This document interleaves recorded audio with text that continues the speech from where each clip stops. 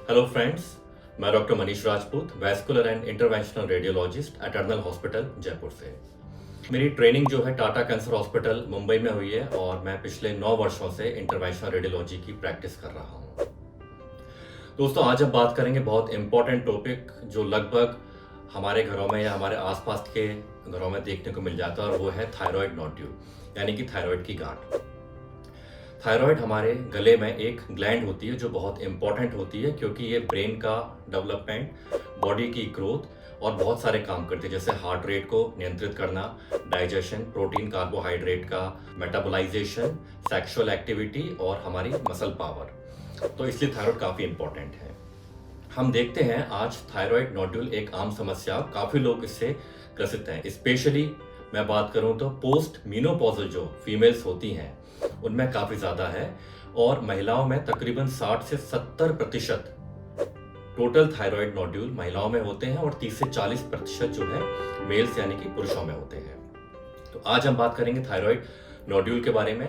ज़्यादातर thyroid nodule benign यानी कि नॉन कैंसरस होते हैं और केवल 10% से भी कम नोड्यूल में कैंसर होता है।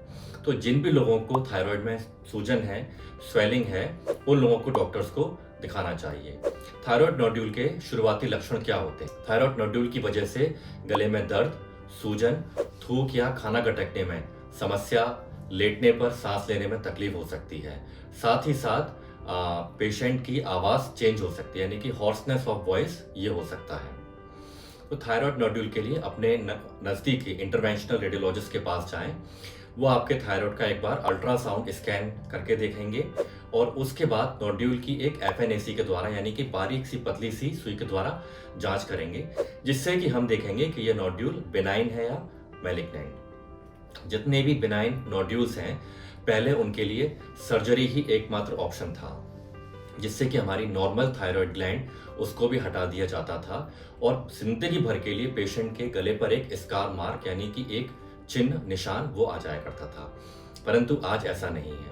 आज हमारे पास बहुत एडवांस ट्रीटमेंट ऑप्शंस अवेलेबल हैं, जिनमें से रेडियो फ्रिक्वेंसी एब्लेशन RFA या माइक्रोवेव एब्लेशन MWA है। इसमें OPD बेस पर महज एक सुई के द्वारा, एक निडल के द्वारा आपके पूरे थायराइड नोड्यूल को जलाया जा सकता है और आपकी जितनी भी नॉर्मल थायराइड है उसको सुरक्षित रखा जा सकता है। यानी सर्जरी के मुकाबले ये टेक्निक काफ़ी एडवांस्ड है। सर्जरी और RFA में क्या अंतर है? पहली चीज़, सर्जरी में आपको हॉस्पिटल में एडमिट होने की आवश्यकता है। जनरल एनेस्थीसिया आपको दिया जाएगा और ज़िंदगी भर के लिए गले पर एक निशान आ जाएगा। सर्जरी के अपने काफ़ी सारे कॉम्प्लिकेशंस हो सकते हैं, जैसे कि नर्व का कट जाना, ब्लड वेसल्स का कट जाना या आसपास ट्रैकिया या ईसोफेगस का कट जाना। उसके अलावा सर्जरी में रिकवरी टाइम काफ़ी ज़्यादा होता है और पेशेंट को कई बार थायराइड की मेडिकेशन लेने की आवश्यकता होती है, क्योंकि सर्जरी की वजह से आपका थायराइड लेवल और कैल्शियम लेवल बहुत बहुत बहुत कम हो सकता है। रेडियो फ्रिक्वेंसी एब्लेशन एक OPD बेस्ड प्रोसीजर है, यानी कि आपको केवल 2 से 3 घंटे में हॉस्पिटल से छुट्टी मिल सकती है और आप बिना किसी चीर फाड़ या टाँका के, बिना किसी जनरल एनेस्थीसिया के, बिना ICU एडमिशन के आप महज 3 से 4 घंटे में पूरे तरीके से ठीक होकर के जा सकते हैं। RFA या माइक्रोवेव के द्वारा थायराइड नोड्यूल को वहीं पर ही एब्लेट कर दिया जाता है, या अगर मैं आम भाषा में कहूँ तो उसे वहीं पर ही जला दिया जाता है, जिससे कि वो सिकुड़ करके लगभग गायब हो जाता है, जिससे कि पेशेंट को जिंदगी भर दवाइयाँ लेने की भी आवश्यकता नहीं है और गले पर कोई भी स्कार मार्क या ऐसा कोई चिन्ह जो देखने में अच्छा न लगे, ऐसा भी नहीं होता है।